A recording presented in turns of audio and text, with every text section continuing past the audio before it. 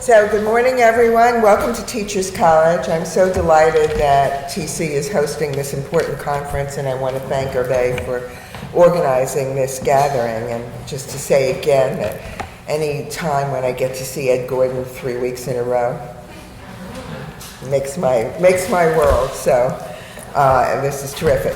TC is certainly the perfect place to reflect on the role of anthropology to assess education practices and inform education policy and practice. Margaret Mead, who arguably did more than any other scholar to focus anthropology on education, taught here from 1948 to 1960. She, in turn, mentored the young Lawrence Kremen, who would become one of the nation's greatest educational historians, I would say the greatest, and TC's seventh and greatest president. Mead played a significant role in shaping Kremen's vision of education. His vision that learning occurs not only in the classroom but everywhere and encompasses the world outside the classroom remains at the heart of TC's work today. Still another TC legend, Edmund Gordon, who is fantastically with us today, also recognizes anthropology's relevance to the American classroom. When Ed served as the inaugural research director for the Federal Head Start program, he included anthropologists among those he gathered to recommend priorities for research on children's language and its relation to success.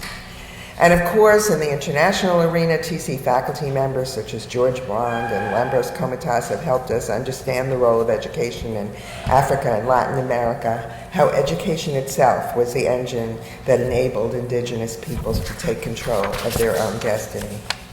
So anthropology's impact on education and TC's legacy has been rich indeed. The field has given us decades of ethnographic studies that have provided some of our most sensitive and textured views of what goes on in interactions between teachers and learners. But we're here today to talk about the future. You've gathered because anthropology is disappearing as a focus at many schools of education around the country, and because major foundations no longer back anthropological research in the classroom. Federal funders, such as the Institute for Education Sciences, want large-scale quantitative studies that yield hard numbers and no nuance. Meanwhile, new interactive technologies have emerged that are generating a wealth of data about what students do and don't understand and how they confront learning challenges. So what then is the future of anthropology in education? Does the field still have a valuable role to play? The answer, of course, for all of us is an unequivocal yes. While large-scale experimental studies are valuable, they're without context and lack greater meaning. If an intervention helps students in one context or students from one background but fails to help another, we still need to know why. And discovering the why takes observation and analysis. I've argued that policymakers who I've worked with for my entire career don't just want to know whether something works, they want to know why and how they can make it happen in their own context. And that's the kind of question that we don't find funded today, and that's where we need anthropologists to take the lead. With new waves of immigration to this country, the work of researchers who can bridge the gulf between the classroom and the neighborhood and between the classroom and the home has never been more relevant. And if, as my mentor, Donna Shalala, has stressed, public schools are where most children become Americans, then we need anthropology now more than ever. So thank you for being here today, and thank you for the important work you all do. I wish you a productive meeting. Yeah, thank you very much for the opportunity to just say a few words as you get started. I'm going to say a couple of things that are institutional, and then a comment that's maybe a little bit more personal on my perspective on anthropology. Institutionally, I just want to say that we provided a Provost Investment Fund grant to support the work that led to this one-day gathering. And those grants go to faculty to support new work that rethinks and adds value to what we do as a college. It's fairly open-ended, but the idea is to really be generative and to find things that will help us to create and think anew. And I believe very deeply, maybe as a second institutional comment, in the tradition of self-study. in higher education. That is that we, as a research community, have to pause and we have to look at ourselves, and we have to look at ourselves in relation to the fields that we're part of, what is changing, and not to be stuck in institutional rigidities, but to use our imaginations to really think where we're going next. So the Provost Investment Fund grant and this strong belief in traditions of self-study is very well represented today in what we're doing. It's coming together, looking at the field of anthropology in education, in schools of education, in this college, and trying to think anew and really think about where we're going. The more personal comments are, I grew up with anthropologists. I grew up in kind of a blended world as a historian, with Geertz's blurred genres, where we read anthropology, we moved over into philosophy, read social theory, and became historians. And that's the world that Kremen came out of. That's the type of world that my advisor David Tyack at Stanford came out of. That we were one community together. It's like that there was not a real separation of disciplines.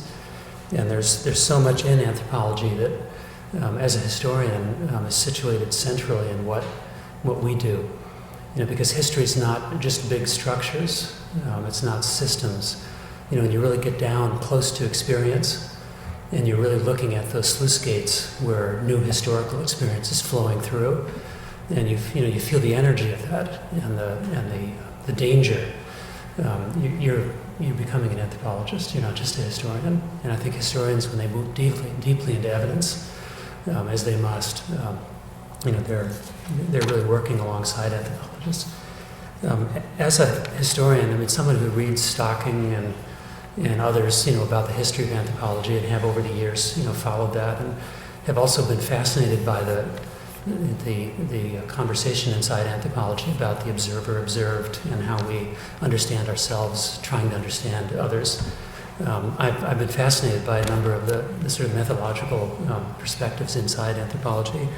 And there are three words to me, and I just tried to encapsulate these very briefly because you're going to hear from a lot of other people, but just as I think about our faculty and moving to hire new faculty and to honor the faculty that are here, one word that is really central for me as I think about anthropology is disorientation.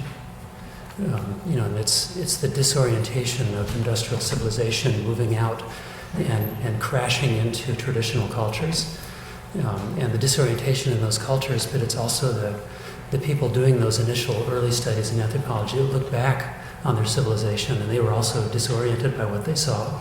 So that what was learned, you think of Maurice Leonhardt in the South Seas, that he was studying something that was the other and different, but he also ultimately looked at his own civilization as other and different. And so he was deeply within and against. That's the position of the anthropologist. It's that encounter that's disorienting. And it's true in more modern studies where we're looking at the dailiness of life amidst rationality run amok. That's still the anthropologist at work. So that disorientation is really important to me. The second word, these are D words. I guess I'm thinking D in today. Second word is discipline, disciplined inquiry. And, there's a danger in professional schools that, because we are saturated with professional authority, with the creation of professionals, with the codification of professional knowledge, there's a danger that research can just become professional advisory literature. That history, that anthropology, that, that the study of institutions can merely serve, these large structures of professional power, which have roots in things beyond the professions. Obviously, they're often part of, deeper layers of power in society. And so disciplined inquiry means that we stand outside of that, and we have a discipline that shapes questions, that's informed by theory, and that we ask original questions, and we are not afraid to go where power tells us not to go. And so disciplined inquiry is extremely important, and it's very important that it be situated inside a place like Teachers College so that we don't become overwhelmed by the mandates of professions, and again, professional advisory literature, essentially. So that's really important to me, that discipline exists, that disciplines I would say the same about history, philosophy, other fields as well. The fact that those are here is really important. My third word, I'm choosing D words here, but is delight. And it's the delight that I have felt in reading the anthropological literature. I mentioned Geertz. Going in and reading there. So many other things where there's so many particulars of the world that have been situated and given meaning in larger sense of how people make meaning together. And that's something that, as a historian, I love that, because I think history also does that. But I felt especially with things that surprised me, even looking at current life, what's going on now, that anthropology is constantly bringing us back to what's really in front of us and causing us to look again and see in new ways. Welcome, and I hope you have a really good deliberation. Thank you. Hervé, thank you so much for inviting me to say a few words of welcome on behalf of this department. It's a department that hosts two programs, a huge program in international and comparative education, and a small, vibrant, and re-energized program in anthropology.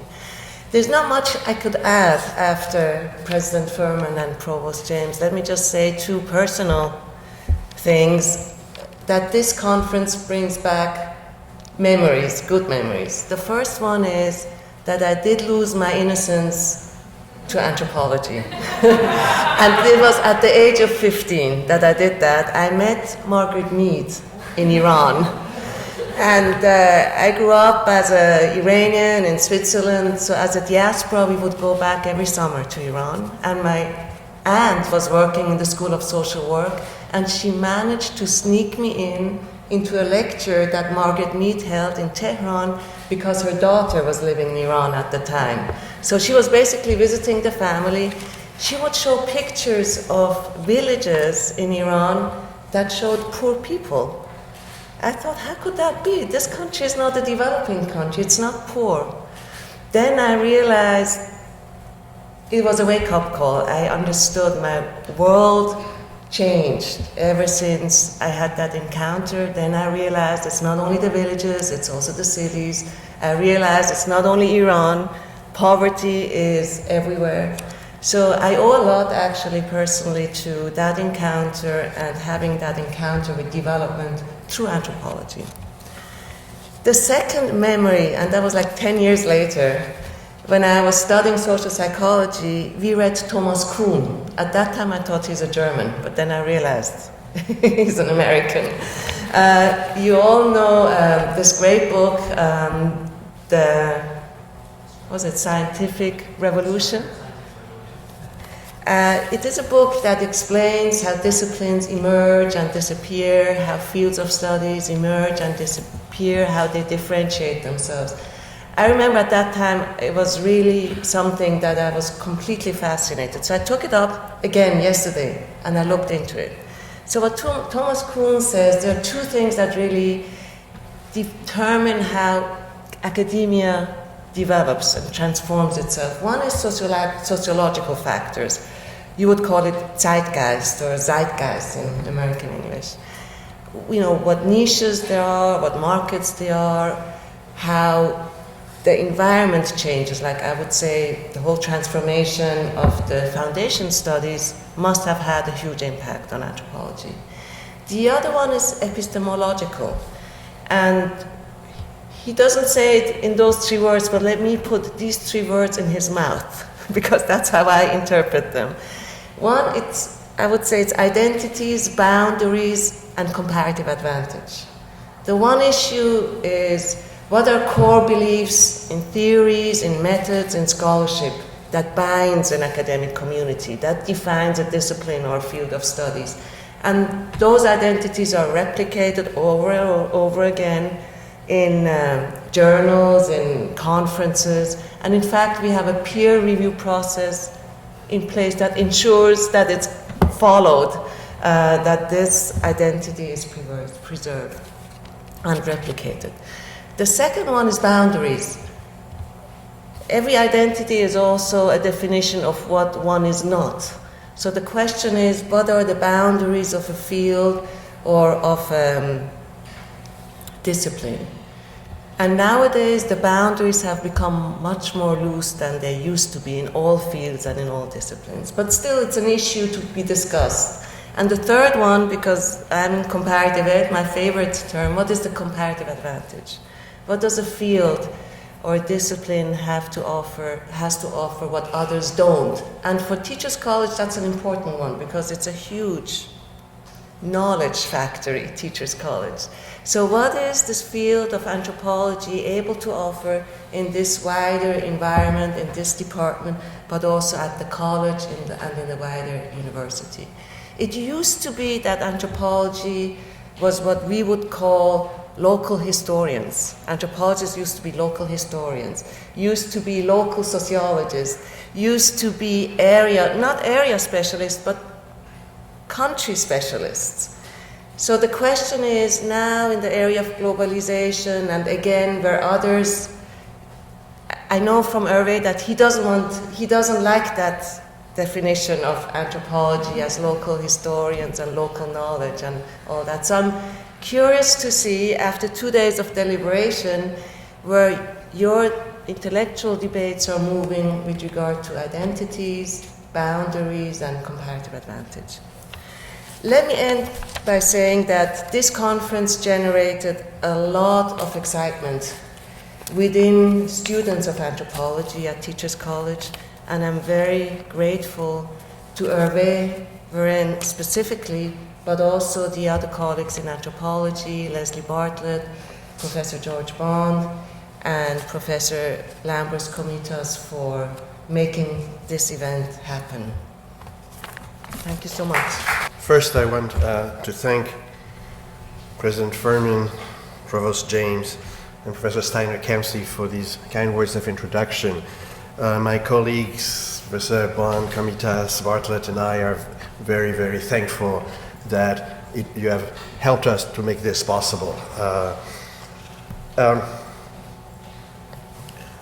In a draft email, I once wrote that our calls for paper last April had hit a nerve.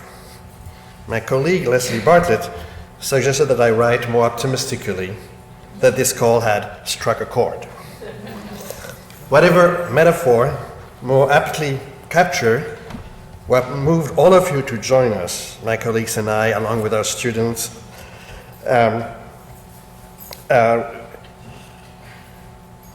we are gratified that so many of you came from various parts of the United States and beyond. I hope that we'll make some history together in the next 2 days. Once upon a time, there was no anthropology at Teachers College. And then, according to some records, in 1935, a course was taught titled Anthropology and Education. It may have been the first course taught under this title anywhere in the United States, and I'm sure the historians will try to figure out whether that's true, and probably the world. Then in the 1940s, Margaret Mead, certainly the most famous anthropologist of her generation, started a long association with Teachers College that continued until her death in 1978. She taught several courses about human development, mass media, culture and communication. In 1953, Solon Kimball joined the faculty and was a key figure in all the major events that led to the formation of the subfield of anthropology and education at Teachers College and in the United States. By then, George Spindler had already been appointed at Stanford, so Stanford can claim 3 years of being ahead of us. And soon many other anthropologists were appointed at the University of Pennsylvania, Harvard, and then many, many others. By 1970, several dozen anthropologists founded the Council on Anthropology and Education, thereby completing a 20-year process of professional institutionalization. Among many other projects, the Ford Foundation supported a large-scale project comparing 3 high schools, which is also very interesting about the role of how foundations might be interested in what we have to say. Again, between 1975 and 1985, 8 anthropologists were on appointment at Teachers College, and the number similarly increased across the schools of education of the United States. But as we said already, we're not here to celebrate the past. We are here to lay the foundations for a future. We and this is an identity statement, anthropologists concerned with all aspects of education in all settings, are here precisely to educate ourselves about our current conditions. We are also here to figure out how to educate our audiences about the power of what we do. Margaret Mead and the other pioneers in our field did that quite powerfully. Many school people, policymakers, colleagues in programs dedicated to the education of practicing professionals had been convinced and often claimed our field as their own. It is a testimony to our influence that many, if not most members of our professional association in the Council on Anthropology and Education, that most members of this association are not disciplinary anthropologists. But then in the past 2 or 3 decades, a certain skepticism has crept in. Arguments that were powerful 50 years ago appear less compelling to our audiences among those who move policy about schooling. Foundations look askance at our proposals. They are framed as ethnography. Major sources of funding for students are closed, and both Provost James and President Fuhrman saw that we had problems with the Gate Foundation and funding our students. And she's not anyway. So major forces are closed. It is not self-evident that, to use the current cliche, our discipline and its approaches are sustainable. I contend that it will not be enough simply to restate the arguments that used to be convincing. We need to reframe these arguments clearly and powerfully. The discipline has much evolved over the past half-century. Its theoretical frameworks are more sensitive to various complexities. Its methodologies and techniques have been thoroughly critiqued, and many of the criticisms have been answered, leading to a great strengthening, I believe. All this has to be taken into account as we represent, that is, make present again, our research agenda and how we publicize our contributions to the debates. How are we to do this? This is the main question we organized the conference to address. I'm sure that many answers will be offered. I at least look forward to participants arguing passionately that we should take this route or another one. There will be disagreements, but I hope that we will leave with a renewed sense of passion and the certainty that we, like our predecessors, will do what needs to be done, not only for us as disciplinary academics, but more importantly for all those our predecessors were concerned with, in schools and outside of schools, in inner cities and remote rural areas, in the United States and around the world. We may disagree on what may be our units of analysis, but not our units of concern. We have something to contribute, but we also make the case that we do. We must answer the challenges of the skeptics among audiences and demonstrate convincingly that the further reforms of our societies, political systems, and all that derive from them require the particular wisdom of anthropological research, as it did during the Second World War, its aftermath, the building of the great societies so many dreamed of when they proposed, developed, and then critiqued all the programs associated with the mid-1960s in the United States. The conference, as you know, is organized into 3 plenary sessions when we will discuss the overall question that we asked. It is also organized with the 4 paper sessions to highlight exemplary research. This morning we will discuss further the historical developments that led to the success of anthropology in schools of education in the 1960s, 70s, and 80s. And we are fortunate to have with us Ed Gordon, who throughout his career, to me certainly, is the preeminent person that represents the audiences, our audiences outside of anthropology. Ed has kept encouraging our work and also challenging us. And we're also fortunate that Fred Erickson will speak to us about the work of Dell Hymes and the anthropologists and linguists who joined him at the Graduate School of Education of the University of Pennsylvania. Michel Scroggins has been, and I, but I want to say that he has been the leader here, has been leading research into the early years of the field, both here and at Stanford. And as we have done this, he and I are particularly interested in the intellectual relationships between Margaret Mead and Larry Kremen, the then future president of Teachers College. The next plenary session will focus on the experiences of, I would say, the people of our generation, who were the beneficiaries of the earlier work of people like Mead, Spindler, Kimball, or Hymes. We need to start accounting for the history we made and over which our students will make their own history. The third and final plenary session brings together those who, we are sure, will be leaders in our field. It is up to them to converse with the many stakeholders who will make it possible for anthropology to have a future in schools of education, and through them in the ongoing reform of our societies. The 4 paper sessions are organized in terms of the themes that keep emerging as most compelling in the work of our discipline, in the sense it answers Professor Steiner Khamsi's question about what do we do these days. First and most obviously, we cannot ignore schools. Most of our audiences are deeply concerned with them, their further reform, and the resistances to the reforms. So, of course, not surprisingly, one of the sessions bring together current research in schools and related settings. Second, we must remain true to anthropology's fundamental message. Schools are only one of the many settings through which education proceeds. This may be the most consistent message in introductory statements all our predecessors made. You look at Margaret Mead, Spindler, Kimball, they always made that statement in their opening chapters. It is an easy message to forget. And I have written against our tendency to focus most of our research on schooling. I have even said something that may be to be provocative.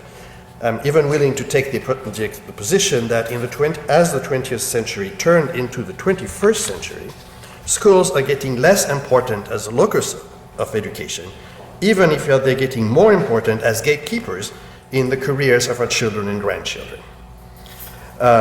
So another session brings together research on education in families and communities while playing video games in the streets of Belfast. Not all of that together, but just odd places. Third, we cannot not return to the roots of anthropology itself, and we cannot not move away from the United States and Europe. We must encounter what is happening in the rest of the world, where populations keep differentiating each other even as they intermingle. Anthropology and education clearly succeeded because it addressed issues of immediate concern for people in American schools of education. The very spread of schooling through colonial, post-colonial, and newer projects might appear to make cross-cultural research into the worlds of schooling unnecessary. But as the work of my colleagues in international and comparative education abundantly shows, policy diffusions and borrowing is never straightforward. Ruth Benedict could have predicted that on the basis of what she observed in the American Southwest, and so might have Lévi-Strauss when he wrote about bricolage. At the same time, all sorts of mechanisms have allowed more and more people to move around the world outside and often against older institutional frameworks. These movements would not be possible without complex educational processes, of which we are barely aware. On these matters, for sure, anthropology has much to contribute, and I hope that the papers in that session, I know some of them will do that very well. Fourth, though the first on the schedule this afternoon, is a session that is particularly dear to my heart. Looking at the careers of our founders, most of them came to education fully formed, so to speak. They came with fieldwork, publications in anthropology, and so on. They came with theories and techniques developed in other settings and for other purposes. What I've come to wonder, along with some students and colleagues, is whether a concern with education might not also transform our disciplinary understanding of fundamental concepts, and particularly of the concepts associated with culture. The Boasians established that cultural variation is a given of humanity. What has not been clear is the ongoing process that produces new cultures in the sense of new forms of arbitrary arrangements in local populations. I have argued in some of my publications that this process may be a side effect of the very need all people have continually to educate themselves about new situations. So we put together papers that might shed light to what some of us now refer as cultural production. That is, the production of new cultural forms as people encounter the consequences of older forms on their everyday life.